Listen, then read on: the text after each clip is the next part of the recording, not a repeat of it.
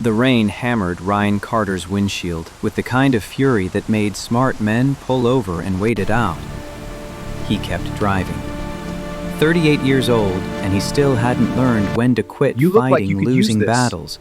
What is that? Not with weather, a dinosaur umbrella? not with ex-wives, not with the ghosts of women who'd left him a decade ago. Lily was safe at his mother's house now. Volcano project material spread across the kitchen table like a miniature disaster zone. His daughter could explain plate tectonics better than most adults, but she still needed her father to pick her up from school when the rain came down sideways. That's when the flashing lights cut through the gray curtain of rain. A police cruiser sat crippled on the highway shoulder, hood yawning open like a broken jaw. Hazard lights blinked their desperate rhythm into the storm. A figure in uniform stood hunched over the engine bay, completely soaked, long hair plastered to her back as water streamed off her hat. Most drivers would accelerate past. Not their problem, especially in weather that threatened to wash the asphalt clean off the road. Ryan's foot found the brake before his mind caught up to the decision. His father's voice echoed from 20 years gone. You see someone needs help? You help. Don't matter who they are or what it costs you. The truck's tires crunched gravel as he pulled onto the shoulder 20 feet behind the cruiser. Ryan grabbed the umbrella from behind his seat, barely used, a gift from Lily last Christmas, with cartoon dinosaurs dancing across the fabric. The absurdity of bringing dinosaurs to rescue a cop almost made him smile. Rain attacked him the moment he opened the door. Cold needles found every gap in his flannel shirt. Need some help, officer? The figure straightened and turned. Time didn't stop. That was movie bullshit. But something in Ryan's chest seized up hard enough that his next breath came shallow and painful. The umbrella trembled in his grip as he stared into eyes he'd spent a decade trying to forget. Green eyes. Not blue, not hazel. That specific shade of green that reminded him of spring grass after winter finally released its grip. Kate? Her name escaped as barely a whisper, stolen by the wind before it could reach her. But she heard it. The way her whole body went rigid told him she heard it. Ryan Carter. Not a question. A statement heavy with disbelief and something else he couldn't name. This can't be real. The woman standing before him wore a police uniform that clung to her frame like a second skin, badge glinting dull in the storm's gray light. Her brown hair, longer than he remembered, hung in wet ropes past her shoulders. The sharp angles of her face had softened with age, but those eyes, Christ, those eyes hadn't changed at all. Kate Bennett, the woman he'd planned to marry, the woman who'd left him 3 weeks before their wedding, claiming she wasn't ready for commitment, that she needed to find herself, that staying would suffocate them both. Professional instinct kicked in, saving him from drowning in the past. What's wrong with the vehicle? Battery died. Just cut out in the middle of the highway. Her voice carried the same low timbre he remembered, but something harder had crept into it. Years of giving orders, maybe. Years of being someone he didn't know. Ryan moved to the engine, muscle memory taking over. He'd fixed enough vehicles on job sites to diagnose this blind. I've got jumper cables. Hold on. The silence while he retrieved his equipment felt thick enough to choke on. Kate stood under the umbrella he'd thrust at her, watching him work with an expression he couldn't read. The rain kept falling. His shirt was soaked through now, cold water running down his spine. So, you're back in town. Ryan connected the cables with practiced efficiency, not looking at her. Last I heard, you were in Oregon. Moved back 2 years ago. Made detective with Central PD. A pause, heavy as the storm clouds overhead. What about you? Foreman at Harrison Construction. He recited the facts like reading from a grocery list. Married. Daughter named Lily, 8 years old. divorced 2 years back. The cruiser's engine turned over on the first try, roaring to life with mechanical indifference to the emotional wreckage surrounding it. Ryan disconnected the cables, movements sharp and precise, refusing to meet her gaze. Kate's hand touched his arm as he turned to leave. Just a brief contact, but it burned through the wet fabric. Ryan, I know I'm the last person you want to see. The last person I wanted to see left 10 years ago. His voice came out colder than he'd intended, frost coating each word. You're just an officer who needed a jump. Nothing more. He watched something flicker across her face, pain maybe, or regret, but she composed herself with the discipline of someone trained to hide weakness. From her wallet, she produced a business card, flipping it to write on the blank back with a pen that barely worked in the rain. If you ever need anything, I owe you. More than just this. The card read, Detective Kate Bennett, Metro Police Department, in crisp professional font. Her personal cell number was scrawled on the reverse in handwriting he recognized, loops and curves exactly as they'd been a decade ago. Ryan pocketed the card without promises. Take care of yourself, Detective. Walking back to his truck felt like wading through concrete. Every step required conscious effort, his boots heavy with more than just rain and mud. In the rearview mirror, Kate remained by her cruiser, one hand pressed to her chest as she watched him drive away. His phone buzzed before he'd made it 3 miles. Lily, texting from his mother's cell, "Did you remember to buy milk? Grandma says we're out." The mundane reality of his life snapped back into focus. Milk, homework, getting Lily to school on time tomorrow. The careful routine he'd built since Melissa walked out, leaving him with a 6-year-old and a mortgage he could barely afford. Kate Bennett had no place in that world.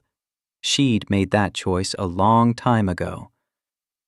Carol Carter's house smelled like the cinnamon rolls she'd baked that afternoon, sweet warmth wrapping around Ryan as he stepped inside. His mother looked up from where she sat with Lily at the kitchen table, the girls' math homework spread between them like a battlefield.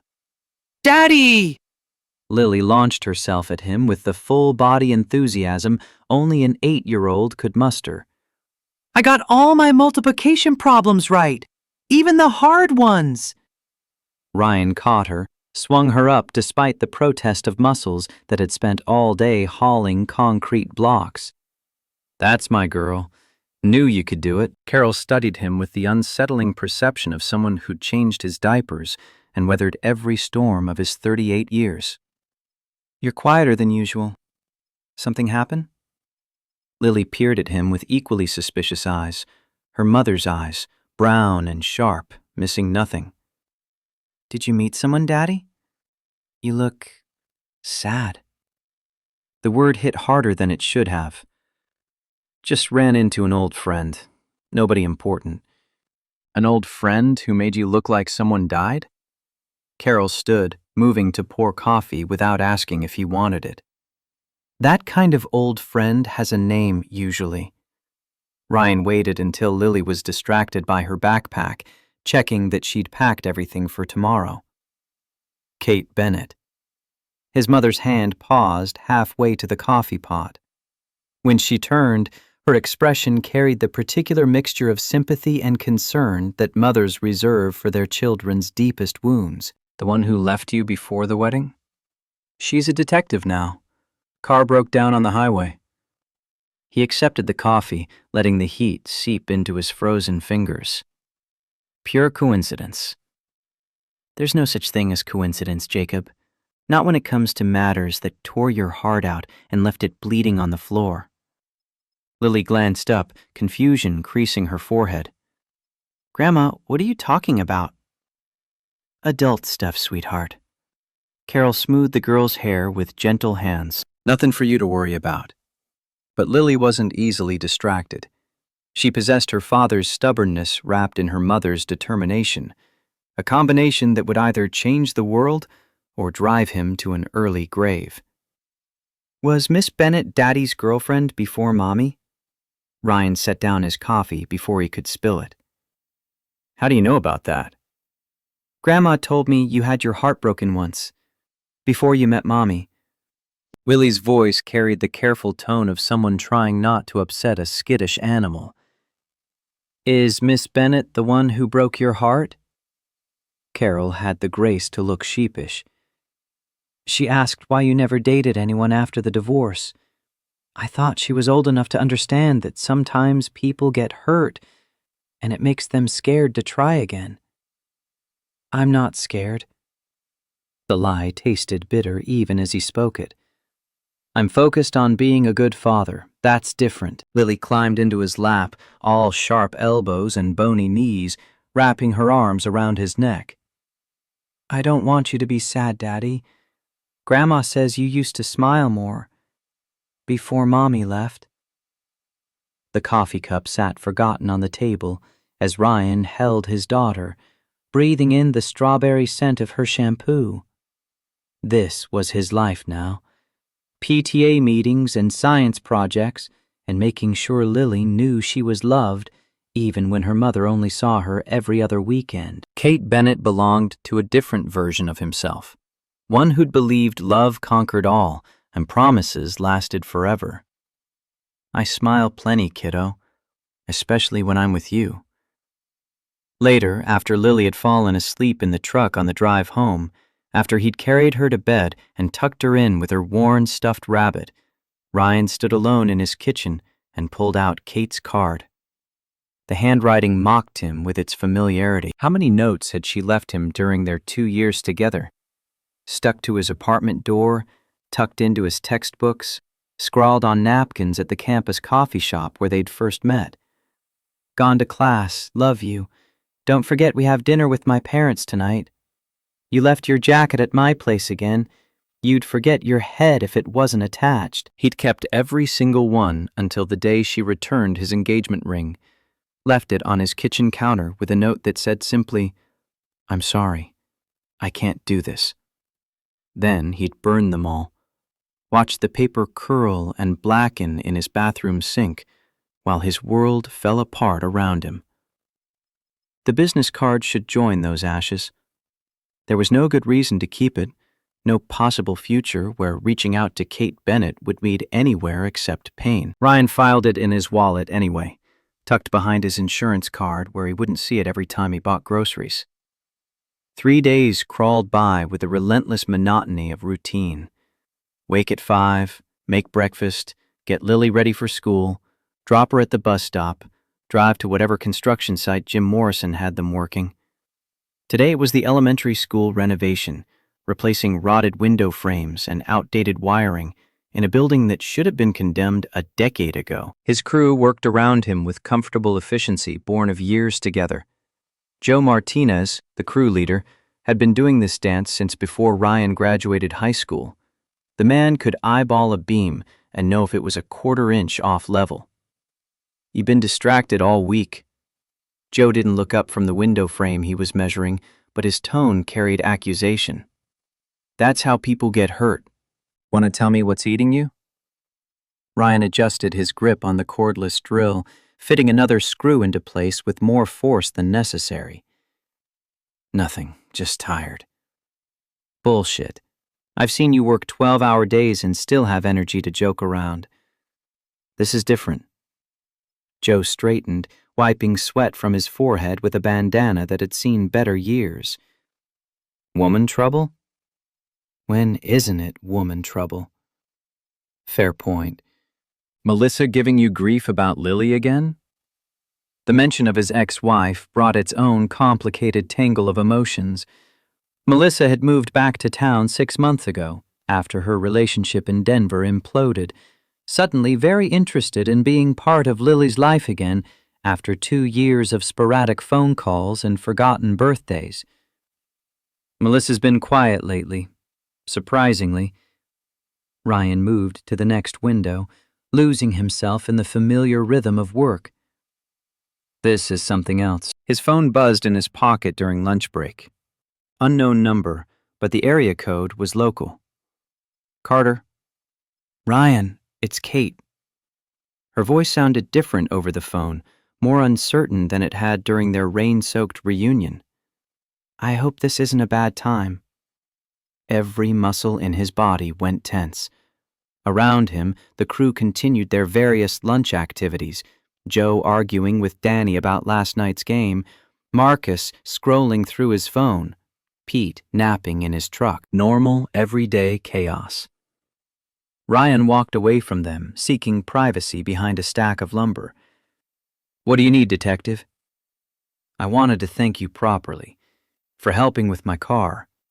Buy you dinner or something? A pause, and he could almost see her gathering courage on the other end. And maybe talk about what happened. You deserve an explanation. That was 10 years ago. Water under the bridge, is it? The challenge in her voice sparked something in his chest, old anger he'd thought long buried. Because the way you looked at me in that rain, Ryan, that wasn't someone who's moved on.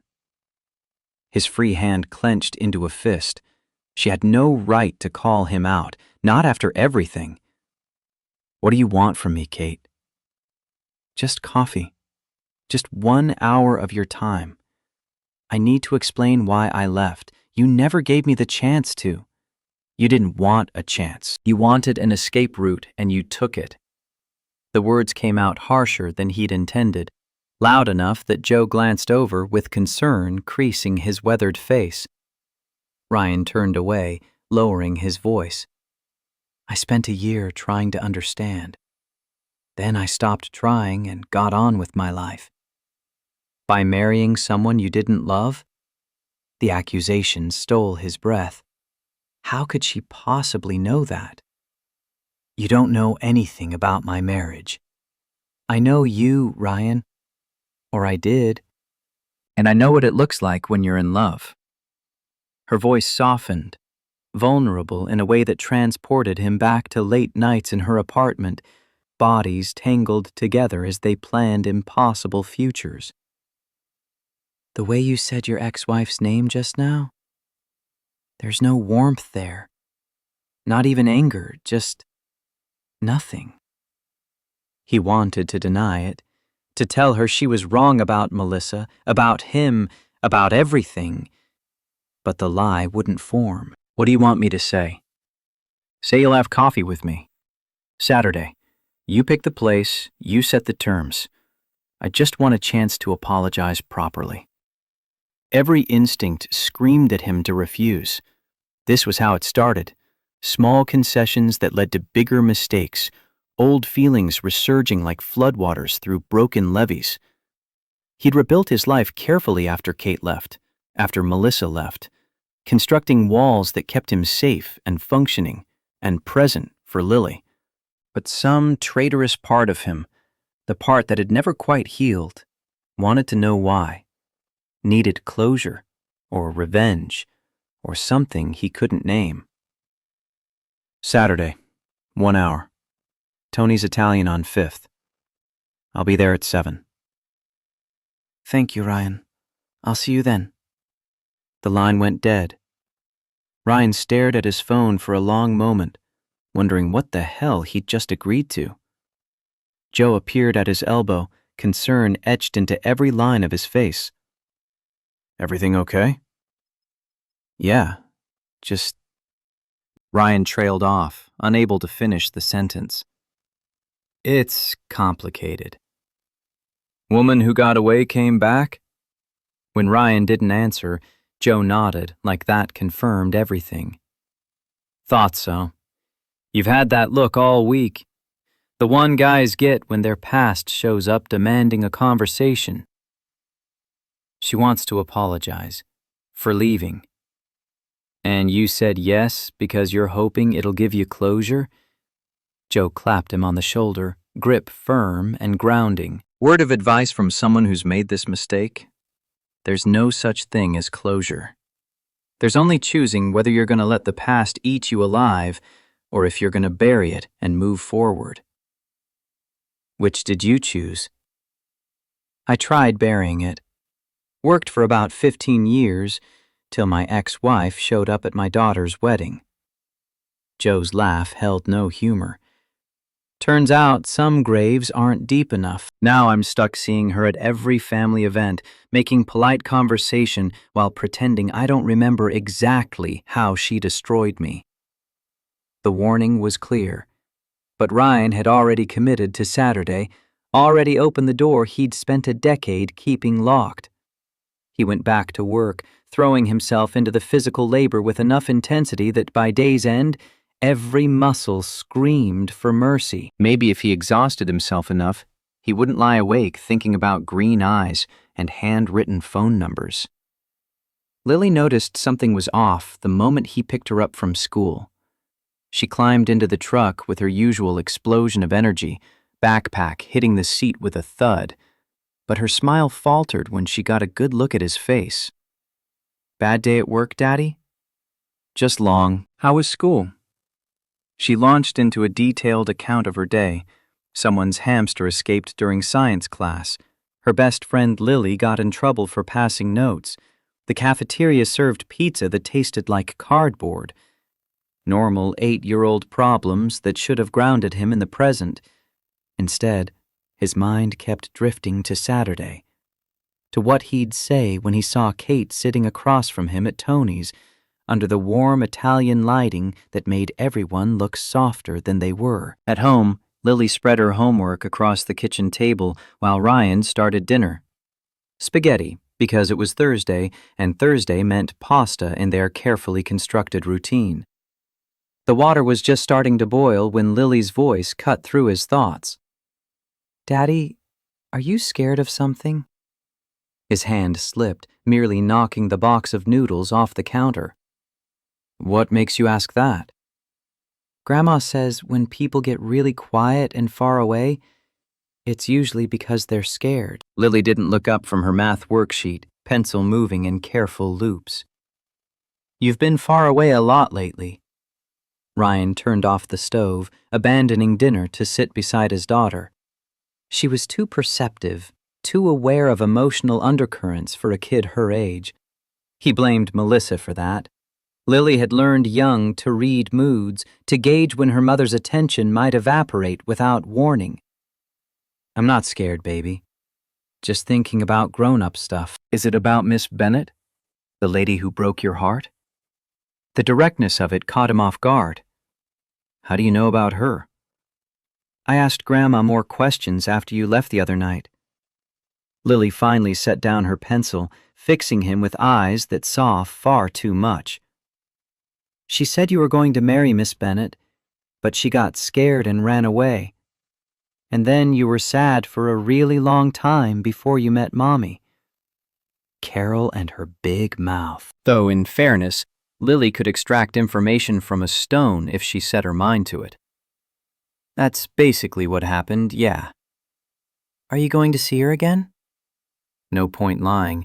Lily would find out eventually, and he'd promised himself after the divorce that he'd always be honest with her, even when the truth was complicated. "We're having coffee on Saturday. She wants to apologize." Lily considered this with the gravity of a judge weighing evidence. "Do you want her to apologize?" Did he? Ryan wasn't sure anymore. The anger that had sustained him through the first year had long since cooled to something more like scar tissue. Still there, still tender when pressed, but not actively bleeding. "I want to understand why she left. Maybe that'll help me stop wondering about it." "Okay." Lily returned to her homework as if they'd been discussing what to have for breakfast.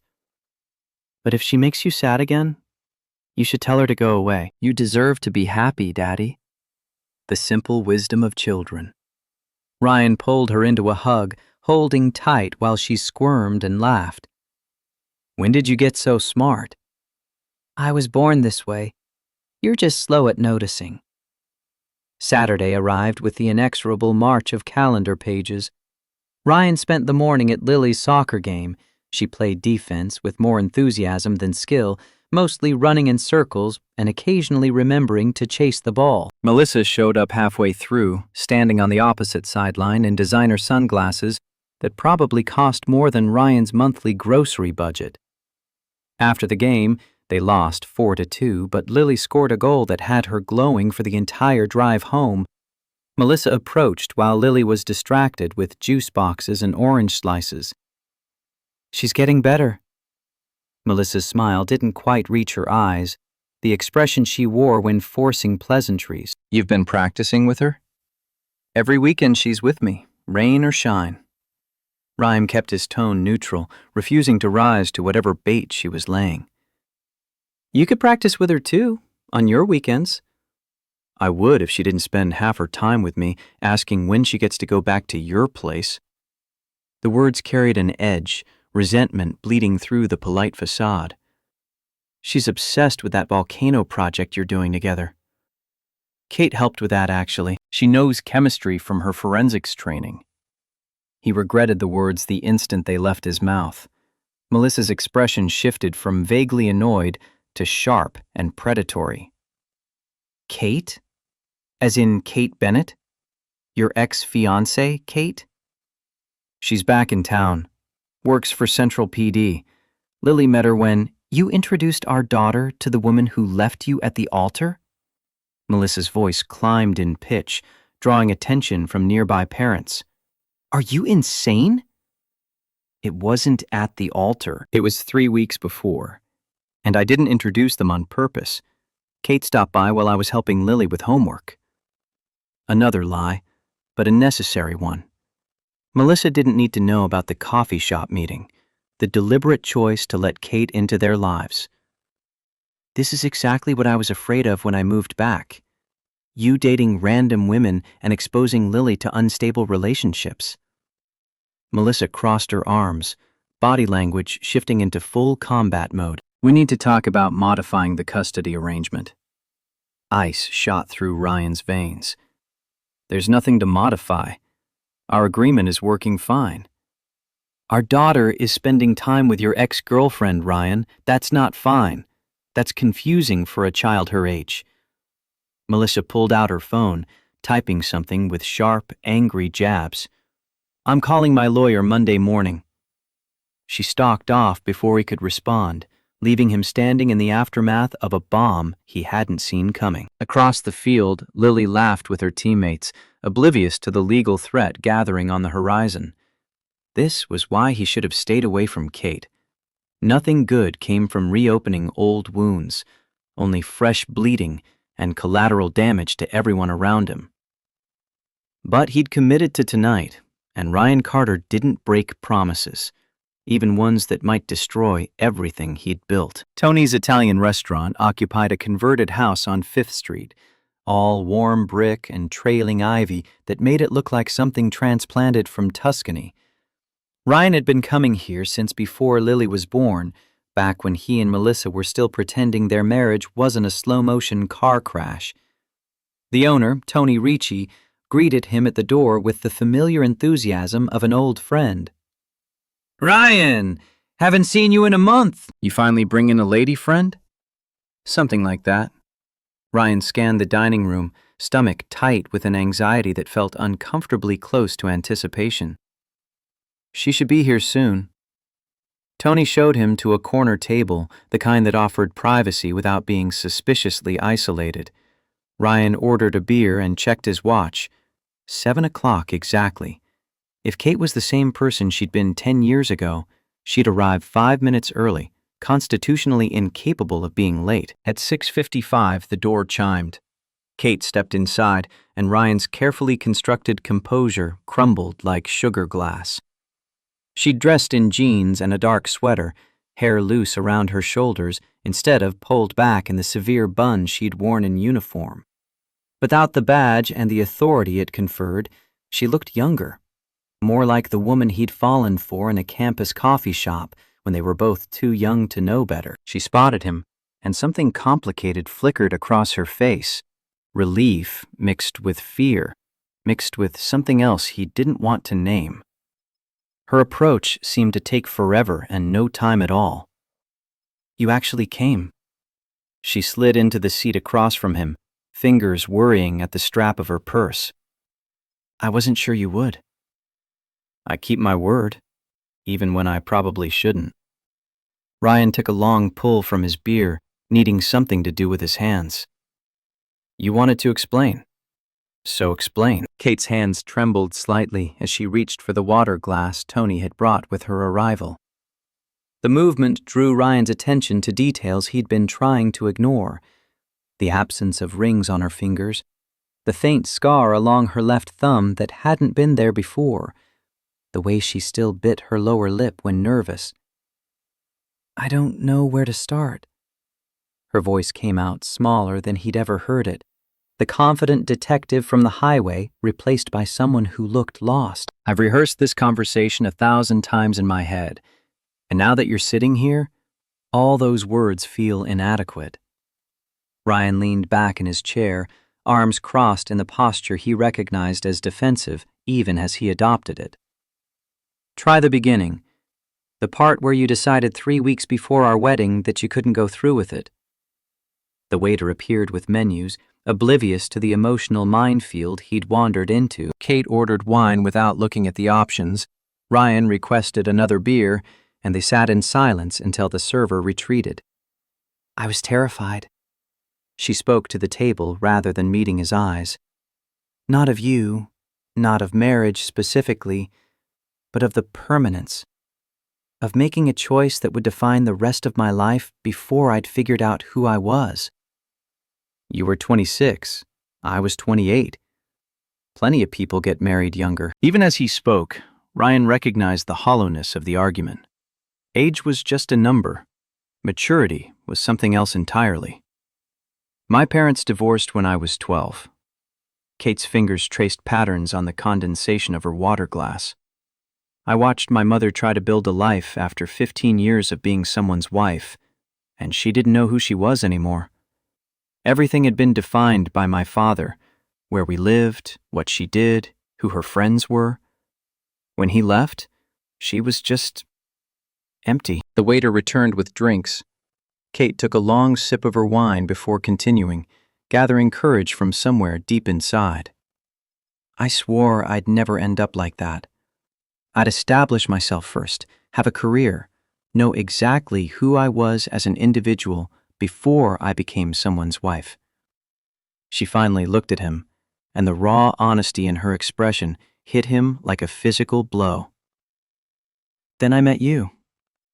And all those carefully constructed plans went out the window. We were engaged within a year, planning a wedding, talking about kids and houses, and forever. And suddenly I was 26, and terrified I was making the same mistake my mother did. Ryan's grip tightened on his beer bottle. The explanation made sense in a way that infuriated him, logical and reasonable and completely insufficient to excuse the devastation she'd left in her wake. So you ran to Oregon, found yourself at the police academy. I joined the force thinking it would make me strong, independent, someone who didn't need anyone else to feel complete. Bitterness crept into her tone, self-directed and sharp. Spent 5 years on patrol in San Jose. Made detective. Dated men who meant nothing and forgot them the moment they walked out the door. Convinced myself I'd made the right choice. And now? The question emerged rougher than intended, carrying a decade's worth of unresolved anger and hurt, and something dangerously close to hope. Kate's laugh held no humor. Now I'm 36 years old, sitting across from the man I never stopped loving, trying to explain why I was too much of a coward to fight for us when it mattered. The words hung between them like smoke from a fire neither could extinguish. Ryan wanted to grab them, examine them, demand clarification, but the waiter chose that moment to return, asking if they were ready to order. They selected food neither wanted, going through the motions of civilized dining while emotional chaos roared beneath the surface. Once alone again, Ryan forced himself to ask the question that had haunted him for a decade. Why come back here? There are detective positions in every major city. Why this one? The directness seemed to catch her off guard.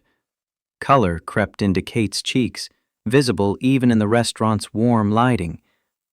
I knew you were here. I'd been keeping tabs. Nothing creepy, just occasional searches on social media, seeing what you were up to. His stomach dropped. You've been watching me for 10 years? Not watching, just checking in, making sure you were okay. She rushed the words out, defensive and ashamed. I saw when you got married. When Lily was born. When your relationship status changed to divorced. And I told myself I was happy for you, that you'd moved on and built a good life. But I was lying. The confession came out barely above a whisper. When the position opened up here, I had offers from Portland and San Diego. Both paid more, both had better career prospects. I chose this city because I needed to know if what we had was real, or if I'd built it up in my memory to justify my regret. Food arrived. Chicken parmesan for her, lasagna for him, both plates steaming and fragrant. Neither made a move to eat. The revelation had shifted something between them, changing the atmosphere from confrontational to dangerous in ways Ryan couldn't fully process. You didn't answer my question that night in the rain. He met her eyes, refusing to let her hide. I asked if you came back because of me, and you deflected. Now I'm asking again. Did you manipulate the job placement to get close to me? Kate's spine straightened, detective mode sliding into place like armor. I didn't manipulate anything. The department offered the position based on my qualifications. But did I accept it, hoping I might run into you? Yes. Did I imagine what I'd say if we met again? Every single day for 2 years. And then my truck battery saved you from having to manufacture a meeting. Ryan picked up his fork, more for something to do than from any real appetite. Convenient timing, that breakdown, right where I'd be driving home from picking up Lily. The accusation sparked anger in her expression, quick and hot. Are you seriously suggesting I sabotaged my own vehicle to engineer a reunion? That's paranoid even for someone with trust issues. Trust issues. Ryan let the words settle between them like stones. Yeah, I wonder where those came from. They ate in tense silence, the food turning to ash in his mouth. Around them, other diners laughed and talked, oblivious to the small war being waged in the corner booth. Tony caught Ryan's eye from across the room, concern evident, but Ryan shook his head slightly. This wasn't the kind of problem the restaurant owner could solve with extra breadsticks. Kate pushed her barely touched chicken around her plate, creating abstract patterns in the marinara sauce. I saw you with her, Lily, at the coffee shop last week. Ryan's fork clattered against his plate. You were there? Sitting 3 tables over, behind the support column. You were helping her with that volcano project, and she was so excited, and you were so patient, even when she knocked over the baking soda. A smile ghosted across Kate's face, sad and wistful. You're a good father. Better than you probably give yourself credit for. The observation should have pleased him. Instead, it felt invasive, like she'd been studying his life through a window he hadn't known existed.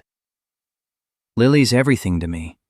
I won't let anyone hurt her, and that includes exposing her to people who might disappear without warning. The implication landed like he'd intended, a direct hit that made Kate flinch. I deserve that. I deserve worse than that, honestly. But I need you to know I didn't come back planning to disrupt your life. I just wanted to see if maybe, possibly, there was still something between us worth exploring. Exploring. Ryan tested the word, found it wanting. That's a clinical way to describe it. What would you call it? A mistake. A disaster waiting to happen. A way to guarantee Lily gets caught in the crossfire when you decide commitment is too scary again. He drained the rest of his beer, signaling for another even though he was driving. I spent a year after you left, barely functional. Went to work, came home, stared at walls. My crew staged an intervention because I almost got someone killed being distracted on a job site. Kate's face had gone pale. I didn't know. How could you?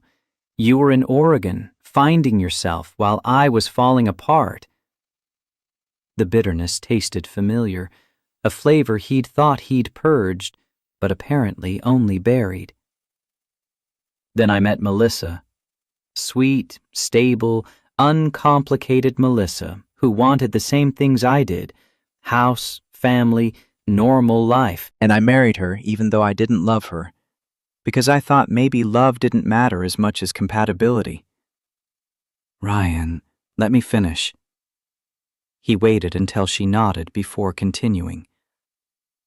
The whole marriage I was waiting to feel something, anything close to what I felt with you. It never came. Melissa knew it, I knew it.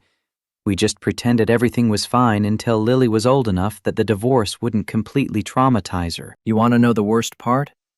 I still don't regret it, because Lily exists. But I regret lying to Melissa for 6 years. I regret making her feel like she was competing with a ghost she could never beat. The confession hung between them, heavier than anything said so far. Kate's eyes glistened with unshed tears, but she blinked them back with the discipline of someone trained not to show weakness. I'm sorry. The words sounded inadequate even to his own ears. That's all I can say. I'm sorry I hurt you. Sorry I wasn't brave enough. Sorry I've spent a decade being too much of a coward to come back and fix it. If I could go back and change things, I would do it in a heartbeat. Ryan's third beer arrived. He stared at it without drinking, watching condensation bead on the bottle's surface. Why now? Why not 5 years ago, or 3, or before I got married? Because 5 years ago, I was still lying to myself. 3 years ago, I was dating someone else, trying to convince myself he was good enough. And before you got married, she paused, struggling with something internal. I almost called you the week before your wedding. Had the phone in my hand, your number dialed, finger hovering over the call button. Why didn't you? Because you deserved to be happy. You deserved someone who wouldn't run when things got hard. I thought maybe Melissa could give you that. The music changed to something slow and Italian, a tenor crooning about lost love and second chances. The irony wasn't lost on either of them. Ryan's phone buzzed. Lily, texting from Carol's house where she was spending the night. Having so much fun with Grandma, we made cookies and she's teaching me to knit. He showed Kate the message, watching her expression soften as she read it. She seems like an amazing kid. She is, too smart for her own good. Asks questions that would stump a philosophy professor. Pride crept into his voice, despite his best efforts to maintain emotional distance. Wants to be a scientist. Studies volcanoes and plate tectonics like other kids study cartoon characters. The project at the coffee shop. That's why you were researching chemical reactions? She's got a presentation next month. I'm helping her build a scale model that actually erupts. He pocketed his phone, the brief interruption having given him time to resettle his defenses. But we're not here to talk about Lily. You wanted to explain yourself. So explain why you think any of this matters now.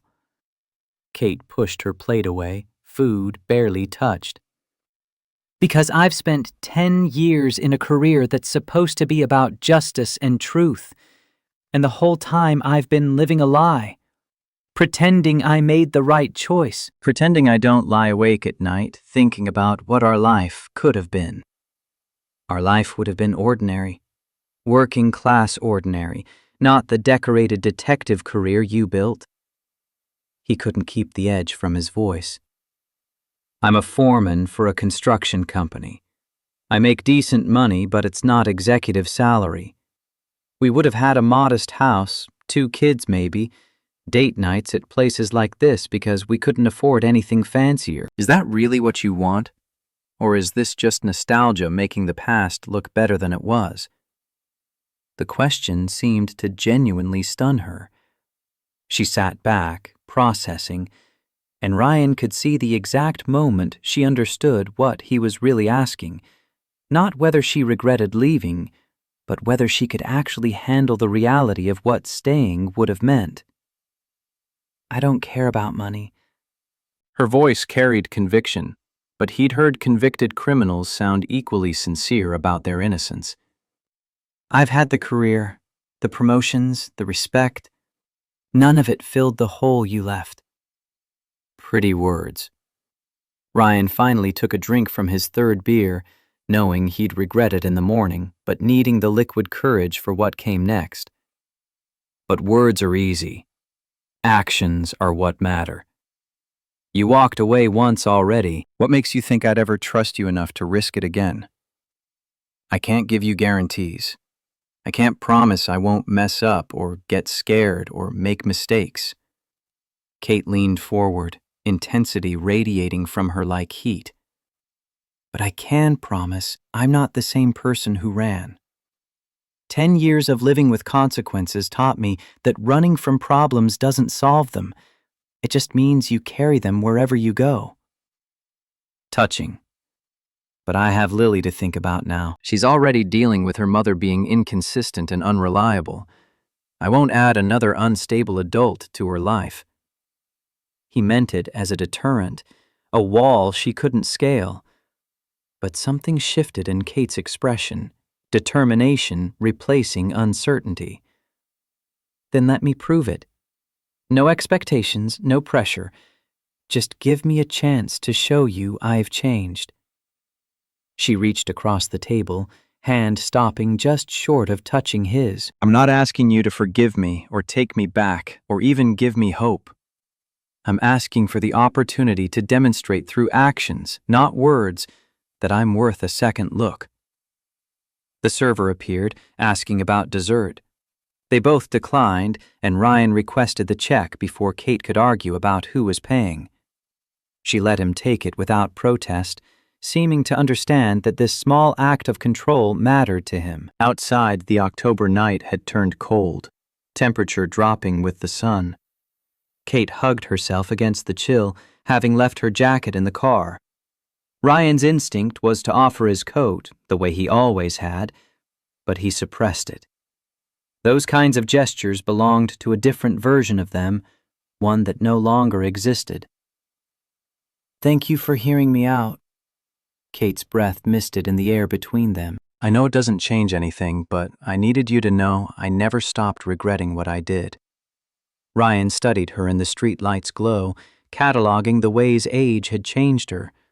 Fine lines around her eyes that hadn't been there before, a hardness to her jaw that spoke of difficult decisions and long nights. But underneath, he could still see traces of the woman he'd loved, the one who'd laugh at his terrible jokes, who'd fall asleep during movies with her head on his shoulder, who'd made him believe in happily ever after. I don't know what you're expecting from this. He kept his distance, afraid that closing the gap would undo all his carefully maintained resolve. I can't just forgive and forget. Lily comes first, always, and bringing someone into her life who might leave again? I can't do that to her. I understand. Kate pulled her keys from her purse, the jangle loud in the quiet street.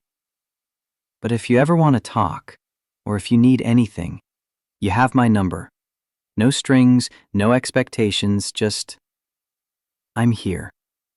If you want me to be. She walked to her car, a sensible sedan, not the cruiser, and drove away without looking back. Ryan stood on the sidewalk long after her taillights disappeared, trying to sort through the emotional wreckage of the evening. His phone buzzed again. Not Lily this time, but Carol. How did it go? Ryan typed and deleted 3 different responses before settling on, complicated. Tell you tomorrow. The drive home passed in a blur. His house felt emptier than usual without Lily's chaos filling it. Just him and silence and too many thoughts he couldn't organize. He poured himself a whiskey he didn't want, sat on the porch in the cold, and let himself remember. Their first kiss outside that coffee shop, her tasting like caramel and sugar. Moving into their first apartment together, nothing but second-hand furniture and big dreams. The night he proposed, down on one knee in the park where they'd had their first real conversation, ring box shaking in his nervous hands. Her saying yes, crying and laughing at the same time. Then the harder memories. The growing distance in those final weeks. Her increasingly frequent mentions of not being ready. The night she'd come to him with red eyes and a confession he hadn't wanted to hear. The emptiness after, like someone had scooped out his insides and left him hollow. He'd survived it, built a life, had a daughter, created routines and structures that kept him functioning. Kate's return threatened all of that stability, opening wounds he'd thought scarred over. But God help him, seeing her again had reminded him what it felt like to be fully alive. 3 days passed in careful normalcy. Work, Lily, dinners, homework, bedtime stories. He didn't mention Kate to his daughter, didn't examine too closely why he'd kept the dinner a secret. Carol asked once how it went. He'd deflected with practiced ease, changing the subject to Lily's upcoming school play. Thursday evening, while Lily was at Melissa's for her bi-weekly overnight, Ryan's doorbell rang. He opened it to find Kate standing on his porch in uniform, looking official and uncomfortable in equal measure. This isn't a social call. She kept her hands at her sides, posture rigid. There's been a series of thefts from construction sites in the area. Your site specifically was hit last night. I'm the lead detective on the case. Professional distance settled over her like a cloak, transforming her into Detective Bennett rather than Kate, who'd poured her heart out over Italian food. Ryan matched her tone, keeping his voice neutral. What was taken? Copper wiring, power tools, approximately $8,000 worth of materials according to your site manager's inventory. She pulled out a notepad, flipping to a marked page. The theft occurred between 8 p.m. and 5 a.m. Security cameras were disabled, suggesting someone with knowledge of the site layout. You think it's an inside job? I think whoever did this knew exactly what they were looking for and how to avoid detection. Kate's eyes scanned his face, professional assessment mixing with something more personal. I need to interview your crew, get a sense of who might have financial problems, grudges, connections to criminal elements. Ryan's jaw tightened. My guys are solid. I've worked with most of them for over a decade. I'm sure they are, but statistically, most construction site thefts involve current or former employees. She softened slightly, letting a hint of Kate through the detective facade. I'm not trying to attack your judgment. I'm trying to recover stolen property and prevent future incidents. He let her in, watching her assess his home with the trained eye of someone who read crime scenes for a living. The analysis made him self-conscious about the stack of Lily's drawings on the fridge, the pile of unfolded laundry on the couch, the general lived-in chaos of a single father's house. Kate didn't comment on the mess. Instead, she moved to the kitchen table, spreading out photos of the crime scene. Walk me through the site security. Who has access codes? Who knows the camera positions? They spent an hour going through details, Ryan providing information while trying not to notice how her hair fell forward when she leaned over the photos, or the way she chewed her pen cap when thinking, or the familiar scent of her perfume. Different brand than 10 years ago, but the same base notes of vanilla and something floral. I'll need contact information for your entire crew. Kate was all business, typing notes into her phone with efficient precision. Also, any subcontractors, delivery drivers, anyone who's been on site in the past month. Joe Martinez has all that. I'll text him, have him send it to you directly. Ryan pulled out his phone, composing the message while hyper-aware of her proximity. He's not going to like this. None of them will. Being questioned by police feels like an accusation even when you're innocent. I'll be as discreet as possible. She tucked her notepad away, preparing to leave. Thank you for cooperating. I know this is awkward given everything. You're doing your job. I respect that. He walked her to the door, maintaining careful distance. For what it's worth, I hope you find whoever did this. Those tools represent weeks of work for some of these guys. Kate paused on the threshold, silhouetted against the porch light. Ryan, I want you to know I didn't request this case because of our connection. It was assigned to me randomly. If you'd prefer someone else handle it, no. The word came out more forcefully than intended. You're good at your job, and I want good police work on this.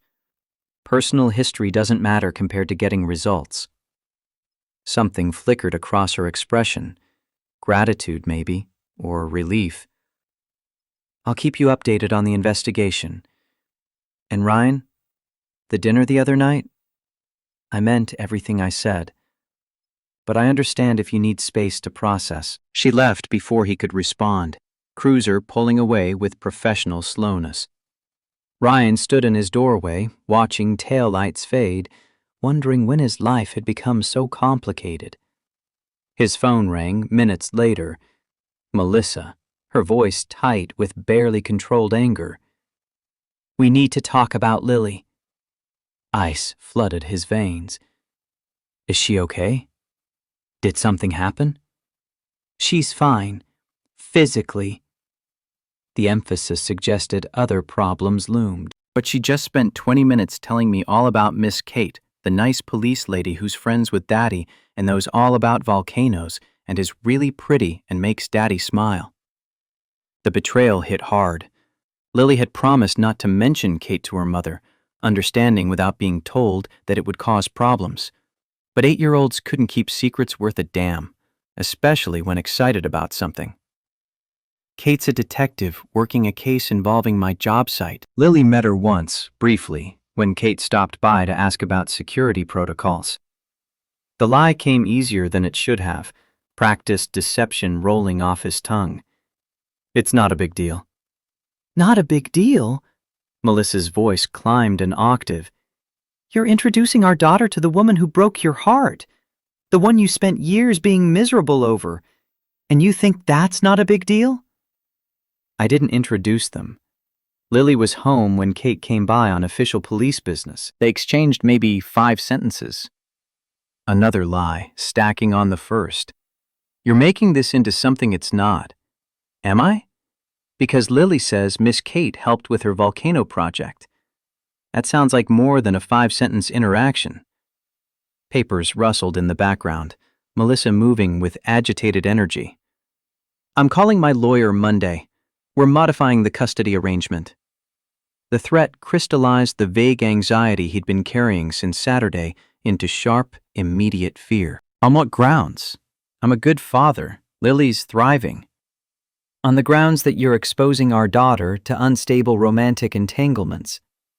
Kate left you once, Ryan. What happens when she does it again and Lily's attached to her? You think our daughter can handle another abandonment after what she went through with me? The accusation stung because it mirrored his own fears, the ones he'd been trying to suppress. I'm not in a relationship with Kate. We're not dating. She's investigating a crime. But you want to be. Melissa's voice shifted from angry to something more complex. Hurt, mixed with resignation, mixed with bitter acceptance. I can hear it in your voice. You're still in love with her, just like you were throughout our entire marriage. Ryan couldn't deny it, and the silence stretched long enough to serve as confirmation. That's what I thought. Melissa's laugh held no humor. You know what the worst part is? I knew going in that you didn't love me. I thought I could make it enough.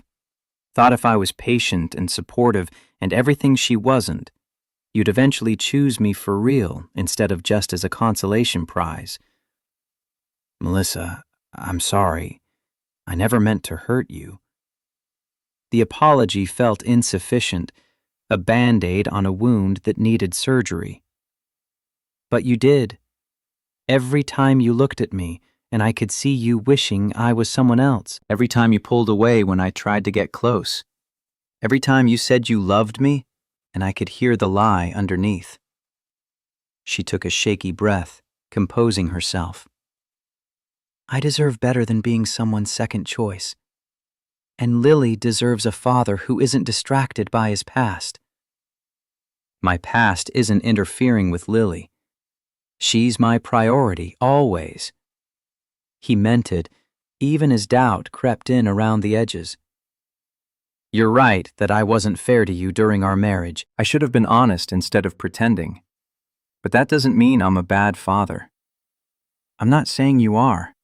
I'm saying you're about to make choices that could hurt our daughter, and I'm not going to stand by and watch it happen. Melissa's tone shifted to something more formal, the voice she used for professional discussions. Expect a call from my attorney. We'll discuss this through proper legal channels. The line went dead. Ryan stood in his kitchen, phone still pressed to his ear, processing the wreckage of a conversation that had just blown up his carefully structured life. Friday morning brought Joe Martinez to his door before 6 a.m., the crew leader's expression grim. We need to talk before the cops show up. Ryan poured coffee while Joe paced his kitchen, agitation evident in every movement. What's going on? Danny Torres. He's been acting weird all week. Jumpy, avoiding questions, disappeared for 2 hours yesterday during lunch break. Joe accepted the mug without sitting, too wired to stay still. I didn't think much of it until the detective called, asking about financial problems among the crew. Danny's got gambling debts. Ryan knew this already, had even loaned the kid money last year to help clear them. But he's not stupid enough to steal from his own site. You sure about that? Because I did some asking around, and apparently those debts are worse than we knew. He's into a bookie for 15 grand, and they're not the patient type. Joe finally sat, deflating with the weight of suspicion. I don't want to believe it either. Kid's been with us 3 years, never caused problems. But if he's desperate enough... The doorbell interrupted them. Kate stood on the porch in business casual, notepad already out. Mr. Martinez, I'm Detective Bennett. I believe we spoke on the phone. She nodded at Ryan with professional courtesy that revealed nothing of their complicated history. Joe glanced between them, clearly sensing undercurrents, but too focused on the investigation to pursue them. The interview lasted 40 minutes, Kate extracting information with practiced efficiency. Joe confirmed the camera blind spots, the security code rotation schedule, which crew members had worked late in the past week. He also, reluctantly, mentioned Danny's financial situation. I want to be clear, I'm not accusing anyone. Joe's discomfort was obvious, loyalty warring with duty. But you asked about money problems, and Danny's the only one I know who's in serious trouble. Kate made notes without judgment. I'll need to speak with Mr. Torres. Can you have him contact me today? After Joe left, Kate lingered in the doorway. The professional mask slipped slightly, revealing the woman underneath. I heard about Melissa, the custody threat. Small town, news travels fast. Ryan leaned against the doorframe, exhaustion seeping into his bones. Guess Lily told her mother about meeting you. I'm sorry. I never meant to cause problems with your co-parenting situation. Genuine regret colored her words. If you need me to speak with Melissa, explain that our contact has been purely professional. That would be a lie. He met her eyes, refusing to pretend. It stopped being purely professional the moment I agreed to dinner.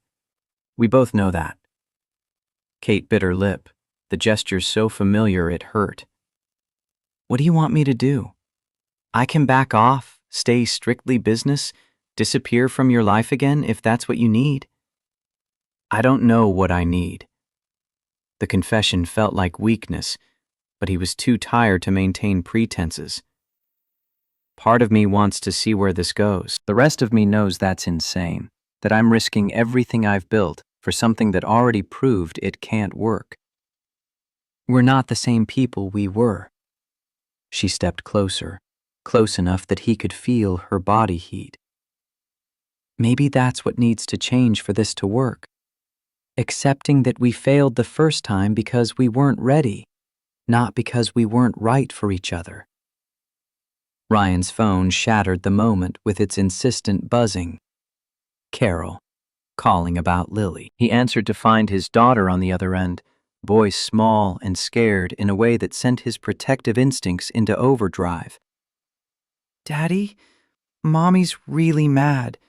She says I'm not supposed to talk about Miss Kate anymore, and she keeps asking questions about whether you have a girlfriend, and I don't know what to say. Lily's words tumbled out in a rush, 8-year-old panic evident. Did I do something wrong? No, sweetheart. You didn't do anything wrong. Ryan moved away from Kate, needing privacy for this conversation. Mommy's just worried about you, that's all. Sometimes adults get confused about things. Is Miss Kate your girlfriend? Because Mommy says she is, but you said she was just a friend. The question held the weight of a child trying to navigate adult complexities beyond her understanding. I don't want you and Mommy to fight because of me. Listen to me very carefully, baby girl. None of this is your fault. Adult relationships are complicated, and sometimes grown-ups make mistakes, or get scared, or don't know how to talk to each other properly. But that has nothing to do with you. He could feel Kate's presence behind him, listening. You're the most important person in my life. Everything I do is to make sure you're happy and safe. Promise? Lily's voice wavered.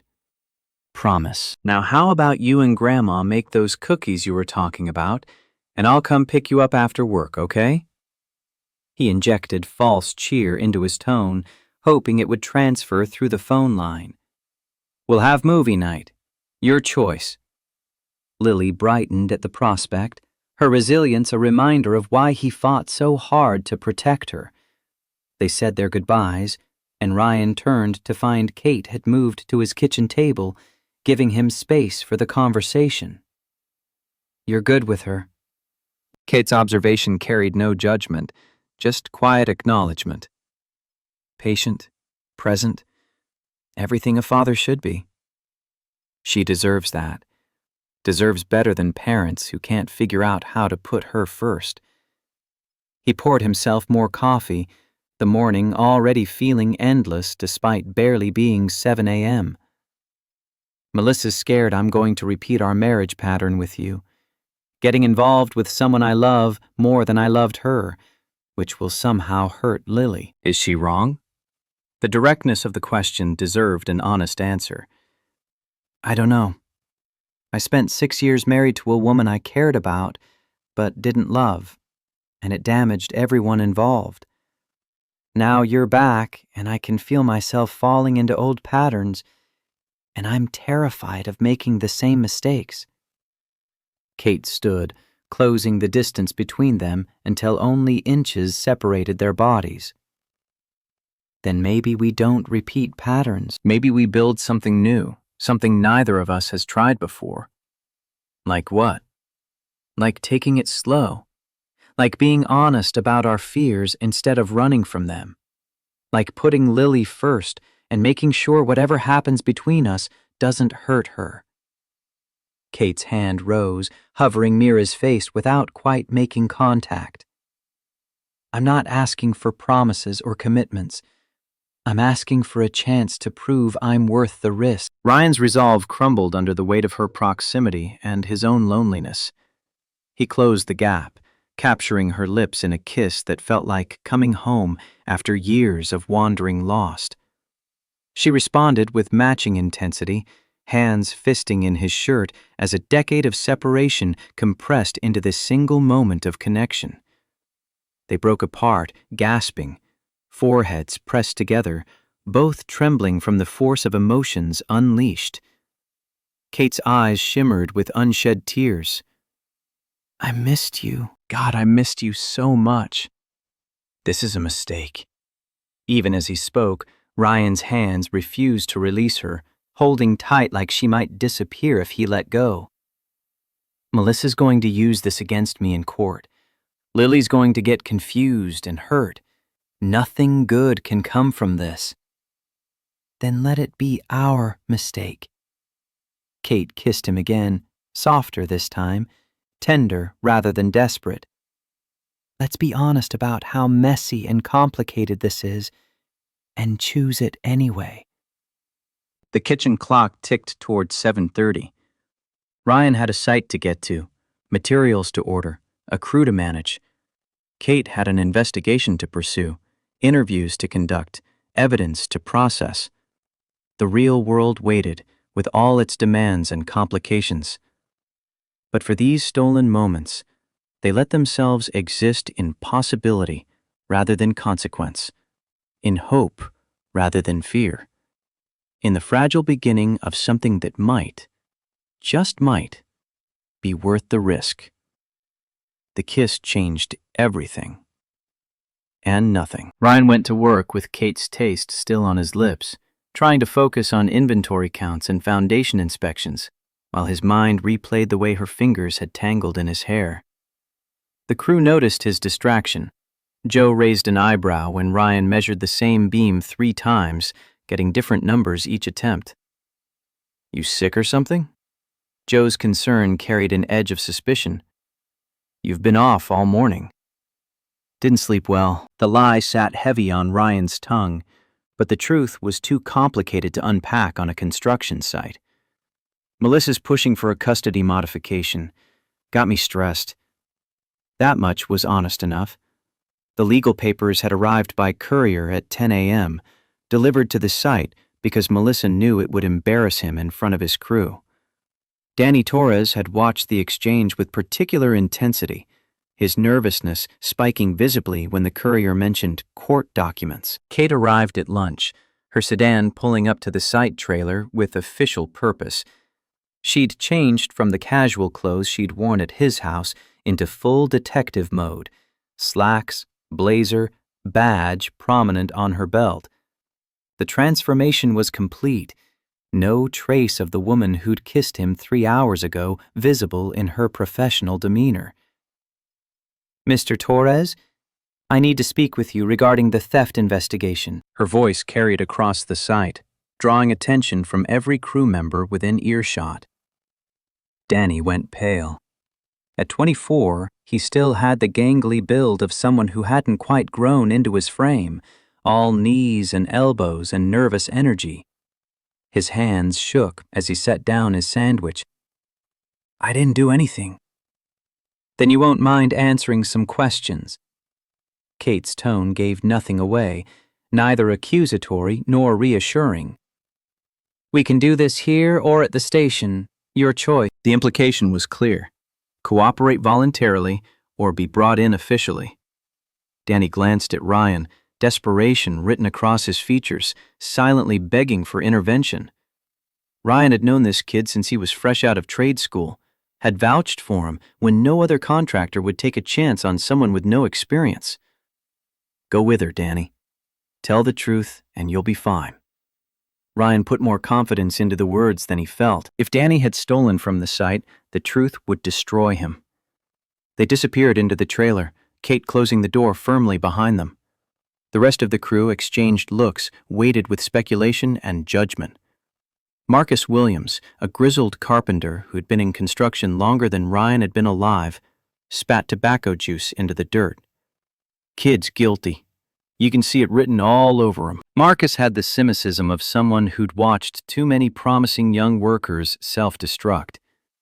Probably figured he could grab a few tools, pawn them, cover his debts. Tale as old as time. "We don't know that," Ryan defended Danny reflexively, even as doubt gnawed at his certainty. "Innocent until proven guilty." "Sure, and I'm the Queen of England." Marcus returned to his lunch. The conversation closed as far as he was concerned. Joe pulled Ryan aside, voice low enough that the others couldn't hear. "If it is Danny, what are you going to do? Kid's got potential, but if he stole from us, there's no coming back from that. Fire him, press charges, whatever Kate, Detective Bennett, recommends." Ryan corrected himself quickly, aware of ears that might be listening. "But I'm not throwing him under the bus until we have proof." "Your call, boss. Just remember that loyalty goes both ways. You protect someone who betrayed the crew, and you'll lose their respect." Joe's warning carried the weight of experience. Sometimes you have to make hard choices. The trailer door opened 40 minutes later. Danny emerged looking worse than when he'd entered, red-eyed, shoulders slumped, moving like a condemned man. Kate followed at a professional distance, expression neutral. "Mr. Torres has agreed to provide fingerprints and alibi verification for the night in question." Her announcement was for the benefit of the crew, putting everyone on notice that the investigation was active and thorough. Inside her vehicle, away from curious eyes, his alibi for that night is his girlfriend, who conveniently can't be reached for verification because she's visiting family in Oregon. Kate flipped through her notes, pointing out inconsistencies. He also got defensive when I asked about his finances, claimed the debts were under control when every indicator suggests otherwise. Ryan's jaw tightened. If Danny was involved, it meant Ryan's judgment had failed. He'd hired the kid, trained him, defended him when others questioned his work ethic. The betrayal would sting on multiple levels. "What's your next step?" "Talk to the girlfriend once she's back. Check pawn shops for the stolen tools. Pull Danny's phone records to see if he was in contact with anyone suspicious." She paused, studying Ryan's profile with an intensity that made his skin prickle. "And try to keep professional distance from you, which is getting harder by the hour." The admission hung between them, heavy with implication. Ryan turned to face her fully, taking in the slight flush to her cheeks. The way her fingers drummed against her notepad, tells that betrayed nervousness beneath the professional exterior. "This morning was a mistake." He forced the words out, needing to establish boundaries before they both got hurt. "Melissa's lawyers are going to paint me as an unfit father because I'm dating the woman who left me. If I give them ammunition by actually dating you, I could lose Lily." "So, what are you saying?" Kate's voice remained steady, but her knuckles whitened where she gripped the steering wheel. "That we pretend it didn't happen? Go back to being strangers?" "I'm saying we need to be smart about this. For Lily's sake, if nothing else." Ryan rubbed his face, exhaustion pulling at every muscle. "She's already confused about why her mother's upset. If she finds out I'm involved with you, and then the custody battle gets ugly, she'll blame herself." Kate's professional mask cracked, revealing hurt underneath. "I'm not asking you to choose between me and your daughter. Lily comes first, I get that. But don't tell me that kiss meant nothing, because I can see in your eyes that you're lying." "It meant everything. That's the problem." The confession escaped before he could stop it. 10 years ago, you were the only thing that mattered. Then you left, and I had to learn how to function without you. I built a life, had a child, created something stable. Now you're back, and I can feel all those walls I built starting to crumble. Maybe they need to crumble. She reached across the console, hand covering his. Maybe you've been protecting yourself so hard that you forgot how to actually live. The contact sent electricity through his system, a jolt of connection that terrified and exhilarated in equal measure. Ryan pulled away before he could do something stupid like kiss her again in broad daylight where anyone could see. I have to get back to work. He reached for the door handle, needing distance to think clearly. Keep me updated on the investigation. And Kate, thank you for being gentle with Danny. Whatever he did or didn't do, he's still just a kid trying to survive. Her expression softened.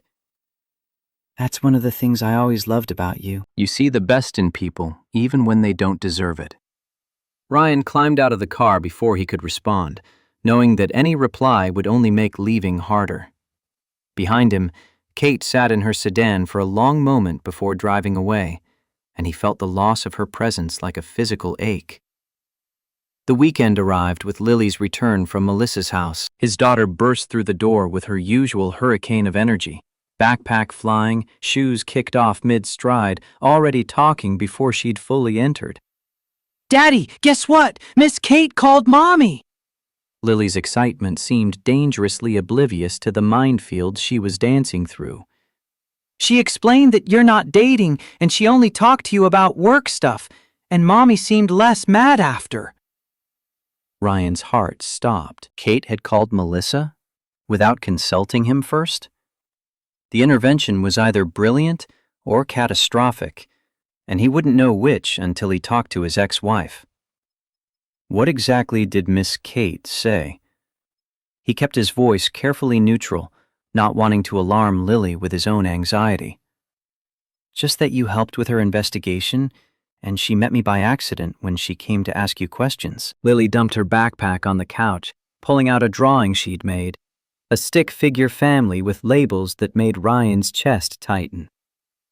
Mommy said she wants to talk to you about custody stuff, but she sounded less mad than before. The drawing showed Ryan, Lily, and a third figure labeled Miss Kate with a police badge.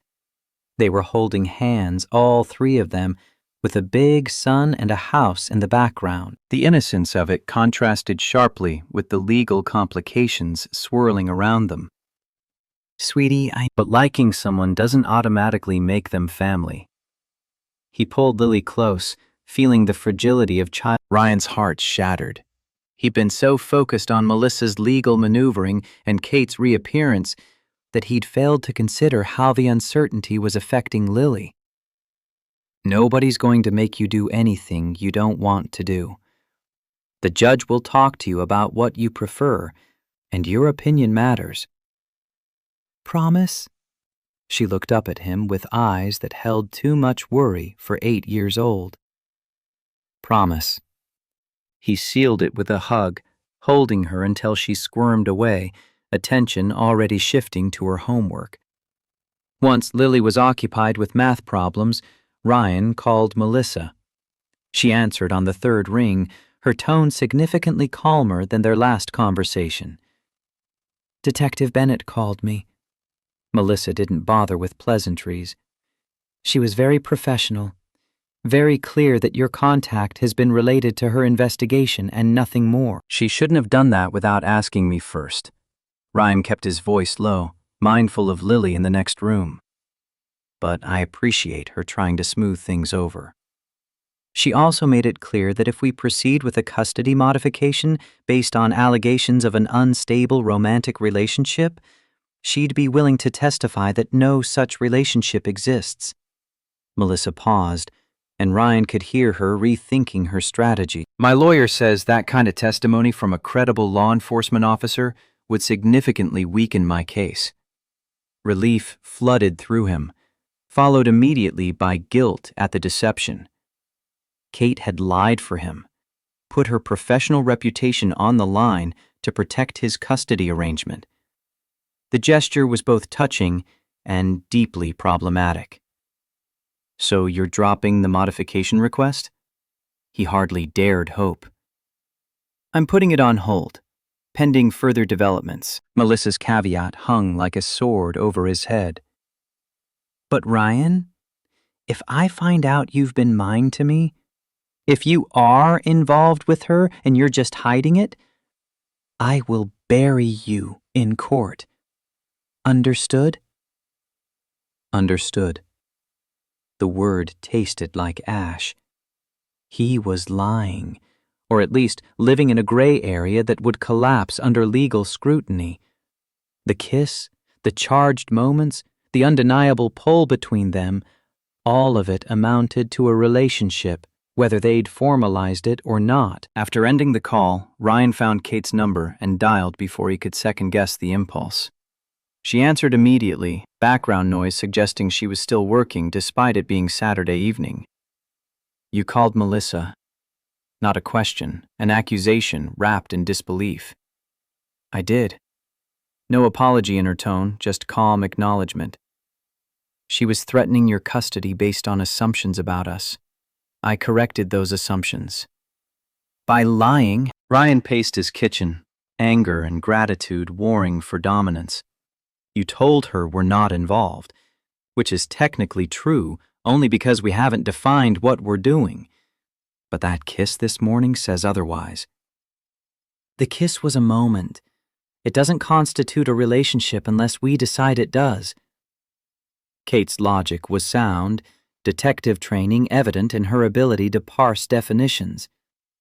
I protected your custody arrangement by being precise with my language. There's no official relationship. What exists between us is complicated and undefined, which means Melissa's allegations are unfounded. That's semantics. But even as he argued, Ryan recognized the genius of her approach. She'd given him cover while technically not lying, a lawyer's trick deployed with a cop's precision. It's the truth as it exists right now, in this moment. Her voice softened. Ryan, I meant what I said about putting Lily first. If protecting your relationship with your daughter means we have to keep whatever this is between us quiet and unofficial, I can live with that. The offer should have relieved him. Instead, it highlighted the impossible position they were in, unable to move forward publicly, unwilling to let go completely, trapped in ambiguity that served no one. What do you want from this? The question emerged raw and unfiltered. From me? From us? From whatever we're calling this? Silence stretched across the phone line. When Kate finally spoke, her words carried the weight of a decade's accumulated longing. I want a second chance. I want to prove I'm not the person who ran away. I want to fall asleep next to you and wake up knowing you're still there. But more than any of that, I want you to be happy, even if that happiness doesn't include me. Ryan leaned against his counter, eyes closed, letting her words wash over him. You make it sound simple. It is simple. We just keep making it complicated because we're scared. A pause, then vulnerability crept into her voice. I'm terrified, Ryan. Terrified that I'll mess this up again, that I'll hurt you, that I'm being selfish by wanting something I don't deserve. But I'm more terrified of walking away and spending another decade wondering what if. Lily called from the living room, asking for help with a math problem. Reality intruded with its mundane demands, reminding Ryan that his life wasn't just about his own desires. I have to go. Lily needs me. He heard the deflection in his own voice, using his daughter as a shield against emotions too big to process. I know. Go be her dad. That's what matters. Kate's understanding only made it harder. But Ryan, think about what I said. Sometimes the scariest thing is exactly what we need to do. Monday morning brought Danny Torres to the construction site an hour early, looking like he hadn't slept in days. Dark circles ringed his eyes, his clothes hung loose like he'd lost weight, and his hands trembled as he approached Ryan near the equipment trailer. I need to tell you something. Danny's voice cracked with stress. before Detective Bennett figures it out and I end up in jail. Ryan set down his coffee, giving the kid his full attention. What did you do, Danny? I didn't steal the stuff. I swear on my mother's grave, I didn't steal it. Tears pooled in Danny's eyes, threatening to spill over. But I know who did. And I helped them plan it because they promised to clear my debts if I gave them the security code and camera locations. The confession hit like a physical blow. Ryan had been hoping for Danny's innocence, clinging to the belief that his judgment hadn't failed so completely. Who? My bookie, guy named Ricky Salazar, runs a gambling operation out of a bar in the East End. Danny's words tumbled out in a rush, desperate confession from someone drowning in consequences. He said if I helped him hit the site, we'd call it even on what I owed. I didn't think about what it would mean for you, for the crew, for everyone who depended on those tools. I just wanted the debt gone. Ryan's jaw clenched so hard his teeth ached. You gave criminals access to a site I'm responsible for. Do you understand how much damage this could do to Harrison Construction? To Jim, who gave us both a chance when nobody else would? I know. I'm sorry. I'm so fucking sorry. Danny swiped at his eyes, trying to maintain some shred of dignity. I'm going to turn myself in. Tell Detective Bennett everything, but I wanted you to hear it from me first because you've always been straight with me, and I owe you that much. You're damn right you do. Ryan wanted to yell, to rage at the stupidity and selfishness that had led Danny to this point. But the kid was 24 and terrified and already destroyed by his own choices. Anger wouldn't fix anything. Here's what's going to happen. You're going to call Detective Bennett right now. Tell her everything you just told me. Then you're going to cooperate fully with her investigation, help her build a case against Salazar, and hope to God the DA offers you a deal for your cooperation. And my job? Danny asked, already knowing the answer. Gone. Today. You betrayed everyone here. Ryan felt each word like pulling teeth, hating the necessity of it. I'll write you a reference for your work quality, nothing about this incident. But I can't keep you on the crew. The guys would never accept it. Danny nodded, defeated. Can I use your phone? Mine's about to get shut off because I couldn't pay the bill. Ryan handed over his cell, watching as Danny made the call that would likely send him to jail as an accessory to theft. Kate answered professionally, her tone shifting when Danny identified himself and started confessing. She instructed him to stay put. She'd be there within 20 minutes to take his formal statement. The wait was excruciating. Danny sat on the ground near the trailer, head in his hands, occasionally shaking with silent sobs. Ryan busied himself with work he didn't need to do, checking inventory that had already been counted, organizing tools that were already organized.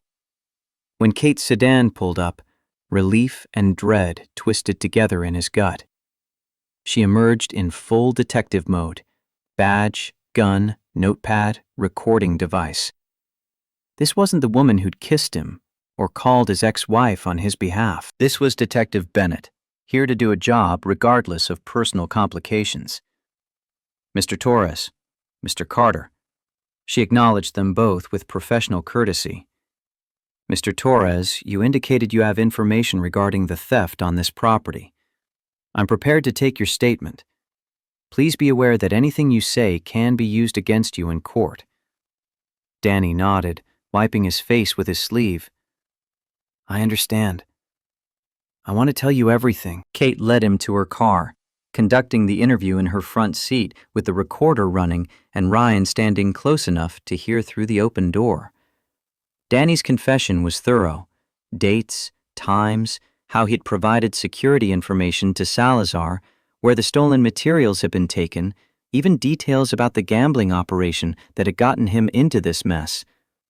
Throughout it all, Kate maintained perfect professionalism. She asked clarifying questions, made notes, showed no reaction to the information beyond what was necessary for the investigation. Only once did her mask slip. A brief glance at Ryan when Danny mentioned the debts totaled nearly $20,000, nearly double what Ryan had been told. The interview lasted 90 minutes. By the time Kate finished, the rest of the crew had arrived and were watching from a careful distance, understanding without being told that something significant was happening. Kate stepped out of her vehicle, addressing Ryan in a voice meant to carry.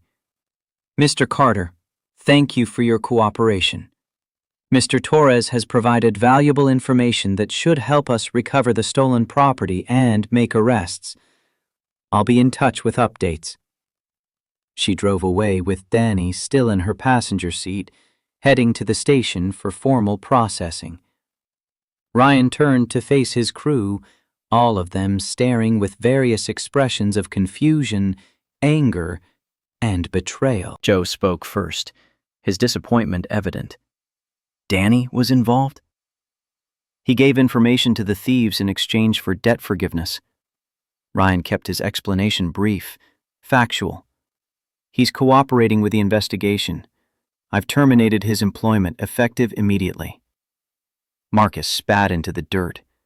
Knew that kid was trouble from day one. Enough! Ryan's voice cracked like a whip, silencing further commentary. Danny made terrible choices, and he's paying for them. We move forward from here. I'll need someone to take over his sections. Joe, can you reassign his work? The crew dispersed to their tasks, the incident providing fodder for gossip that would last weeks. Ryan retreated to the trailer, needing a moment alone to process the morning's revelations. His phone rang.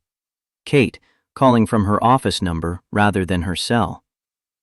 Salazar has a record. Multiple theft charges, assault, running an illegal gambling operation. She dispensed information in clipped professional tones, but underneath, Ryan heard exhaustion. Danny's cooperation is going to be crucial for building a case. The DA's office is already talking about a plea deal, reduced charges in exchange for testimony. Will he do jail time? Ryan found himself hoping the answer was no, despite everything. Probably probation and community service, given his cooperation and clean record prior to this. Papers rustled in the background. Ryan, I'm sorry. I know you vouched for him, saw potential. This has to hurt. I keep thinking I should have seen the signs. The nervousness, the money problems, all of it was right there, and I just didn't want to believe someone I trusted could betray us. He sank into the trailer's worn office chair, suddenly exhausted.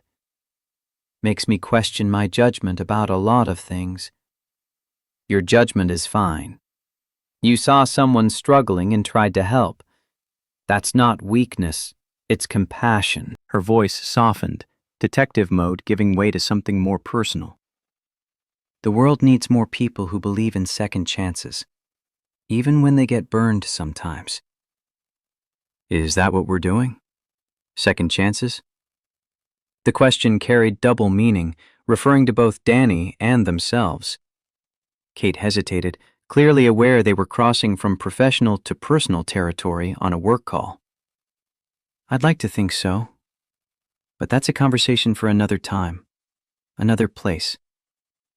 Agreed. Ryan glanced out the trailer window at his crew, all of them pointedly not looking his direction while obviously talking about him. I need to get back to work. Keep me posted on the investigation?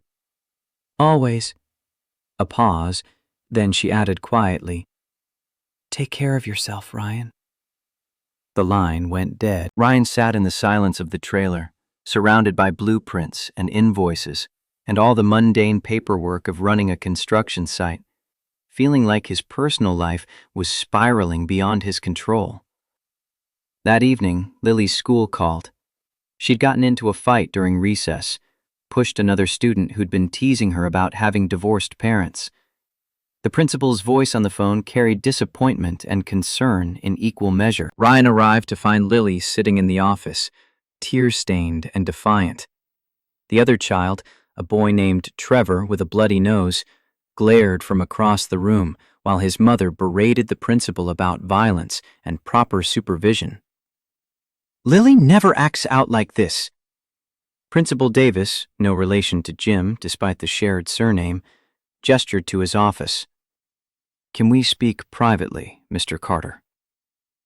Inside the office, Lily's teacher, Mrs. Patterson, waited with a folder of concerning observations. Lily had been distracted in class, not completing homework, seeming anxious and withdrawn.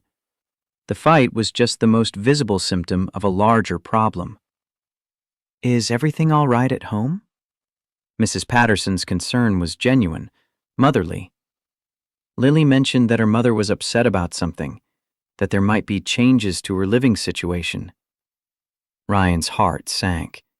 He'd tried to shield Lily from the custody drama, but 8-year-olds absorbed more than adults realized. "We're going through some adjustments. I'll make sure Lily gets the support she needs." The meeting ended with a suspension, 3 days at home, a harsh punishment that would mean Ryan scrambling to arrange childcare during work hours. Carol agreed immediately when he called, telling him to stop apologizing and get Lily home safe. He drove Lily home in silence, neither of them ready to discuss what had happened. Finally, in the safety of their kitchen, Lily broke down completely. "Trevor said kids with divorced parents are broken, that we don't have real families. And I got so mad because we do have a real family, it's just different." And I pushed him. Ryan pulled her close, letting her cry against his shirt while his own heart broke for her pain. "Baby girl, Trevor's wrong. Family isn't about who lives in the same house or whether parents are married. Family is about love and showing up and being there for each other." "But what if Mommy makes me live with her all the time? What if I don't get to see you?" Lily's worst fears spilled out in hiccuping sobs. "What if everything changes and I don't have a say?" "Listen to me." Ryan tilted her chin up, forcing eye contact. "No matter what happens with the custody arrangement, you will always be my daughter. Always. Nothing can change that, not lawyers or judges or anyone else. You're stuck with me, forever." "Promise?" Her voice was so small, so vulnerable. "On everything I hold sacred, I promise." He meant it with every fiber of his being. "Now, how about we make some dinner, and tomorrow we'll figure out what to do about school, okay?" Lily nodded, wiping her face with her sleeve. "Can we have spaghetti? I know it's not Thursday, but I want comfort food." They cooked together, Lily measuring ingredients while Ryan handled the stove. The normalcy of the routine provided comfort, a reminder that some things remained constant even when everything else felt uncertain. After Lily was in bed, Ryan sat on his porch with a beer he didn't really want, staring at the stars and trying to process the wreckage of his day.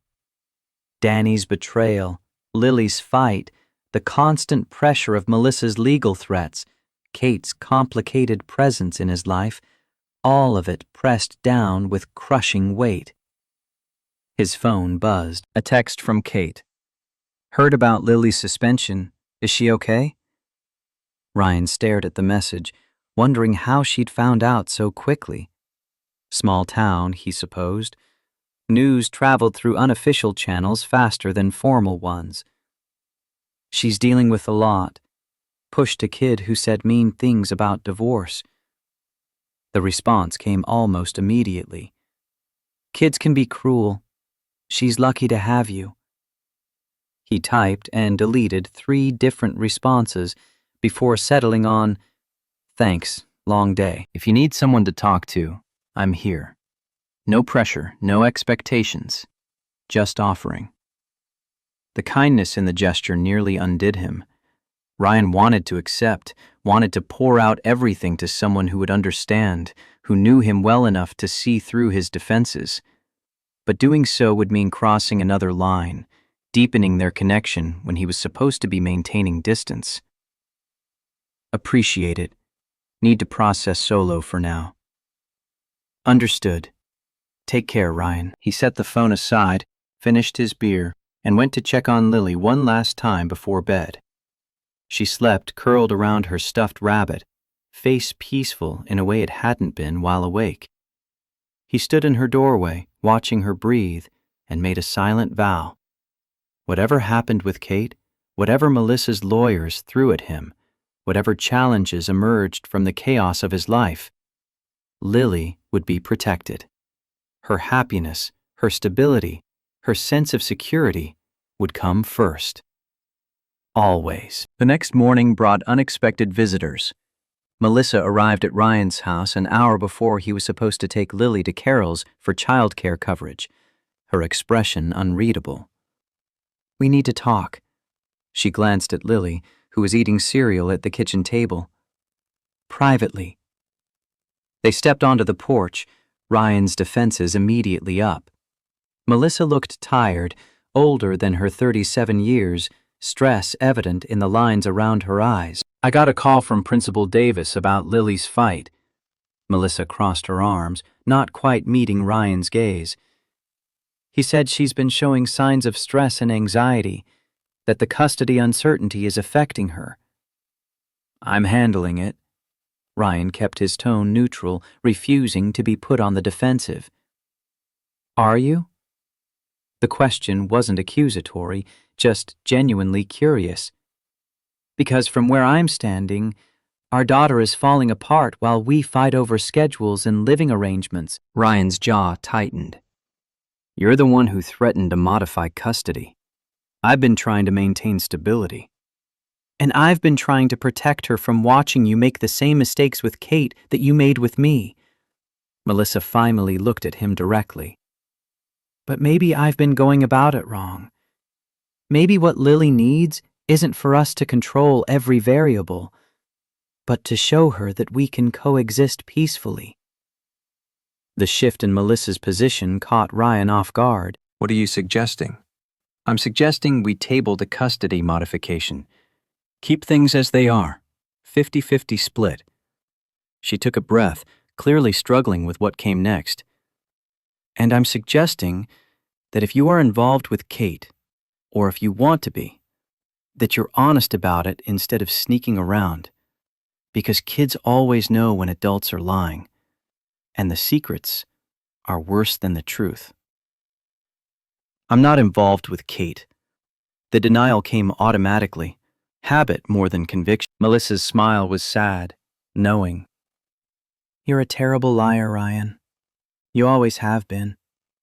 I could see it in your eyes every time you told me you loved me, the part of you that was holding back, wishing I was someone else." The accusation, delivered without malice, still stung. "I never wanted to hurt you." "I know. And that's almost worse, because it means you hurt both of us by trying to be someone you're not." She moved toward her car, done with the conversation. "I'm dropping the modification. Lily stays with you on your weeks, with me on mine, and we both commit to being civil and cooperative. Deal?" "Deal." Relief and confusion warred in Ryan's chest. "Melissa, why the change?" "Because I talked to my therapist, who pointed out that trying to control your romantic life was really about my own insecurity and fear of being replaced in Lily's affections." Melissa opened her car door, paused, "and because Lily drew a picture at my house of her family. It included you, me, her, and a woman with a police badge. She's already accepted Kate as part of her world. Fighting that would only hurt her."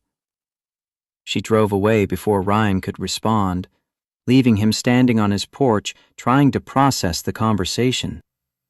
Inside, Lily had finished her cereal and was watching cartoons, oblivious to the seismic shift that had just occurred in the adults' relationship. Ryan pulled out his phone, stared at Kate's contact information, and made a decision. He couldn't keep living in this limbo, pretending his feelings didn't exist while they colored every interaction. Something had to change. He called. She answered on the second ring. "Can you come over tonight? After Lily's asleep?" His heart pounded, commitment terrifying and necessary. "We need to talk. Really talk. About what we're doing and what we want and whether any of this is even possible." Silence. Then Kate's voice, careful and hopeful. "I'll be there at 9. At 8:30, Carol arrived to watch Lily while she slept, giving Ryan a knowing look. "Don't screw this up, Jacob. Second chances don't come along every day." No pressure or anything. But he smiled, grateful for his mother's blunt wisdom. Kate arrived exactly at 9, dressed casually in jeans and a sweater, hair loose around her shoulders. She looked nervous, vulnerable in a way he rarely saw, the confident detective replaced by the woman he'd fallen in love with a decade ago. They sat on his porch, the night cool and clear, stars visible despite the ambient light from town. For a long moment, neither spoke, the weight of everything unsaid filling the space between them. Finally, Ryan broke the silence. Melissa dropped the custody modification. She essentially gave us her blessing to figure out what we're doing, as long as we're honest with Lily. Kate's eyes widened. That's unexpected. Yeah. He turned to face her fully, needing her to see his sincerity. Which means the excuses are gone. The reasons we've been using to keep distance, to avoid defining this, they don't apply anymore. "So, what are we doing, Ryan?" Her voice held a tremor, fear and hope mixed in equal measure. He reached for her hand, lacing their fingers together. The contact felt electric, charged with possibility and risk. "I don't know, but I'm tired of pretending I don't want to find out." Kate moved closer, close enough that he could feel her warmth, smell her perfume, see the pulse jumping in her throat. "I'm scared of hurting you again, of not being enough, of all the ways this could go wrong." "Me too." The admission felt like stepping off a cliff. But I'm more scared of spending another decade wondering what if, of being safe and alone instead of risking everything for something real. She kissed him then, slow and deep, a kiss that felt like a promise and a prayer wrapped together. When they broke apart, foreheads pressed together, both trembling, she whispered against his lips, "Then let's be scared together. Let's take the risk and see where it leads." Ryan pulled her close, holding tight like she might disappear if he let go. "No more running? No more running." Kate's arms wrapped around him, anchoring them both. "I'm here, for real this time, for as long as you'll have me." They sat intertwined under the stars, two people who'd found each other twice, hoping desperately that this time would be different, that growth and time and hard-won wisdom would be enough to build something lasting from the wreckage of their past. They sat intertwined under the stars, two people who'd found each other twice, refusing to waste another moment on fear. Kate's hand found his, fingers lacing together with the certainty of a promise finally kept. "No more running," she whispered. "No more running," Ryan echoed, and believed it.